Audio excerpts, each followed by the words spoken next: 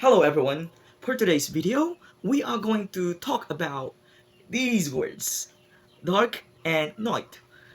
What's the difference? Well, when we say dark, this means no light or it has very little light. It describes the condition where you cannot see. Example, the room is dark because the lights are off. And night means the time of the day after sunset and before sunrise. Example, I sleep during the night.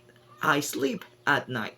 So, but pasabot nini, kining dark, usa ni siya ka condition wherein walay light or walay hayag.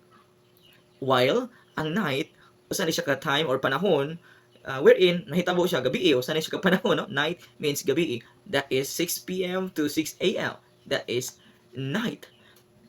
Now, with regards to my question, the stars shone brightly in the sky. What do you think is the correct answer? The correct answer for that is night. Why? Because ang sentence nahitabo siya gabiing dako. Nga naman naa may stars. And ang stars magawas na siya gabi. So the answer is night. Thank you for watching and see you next time.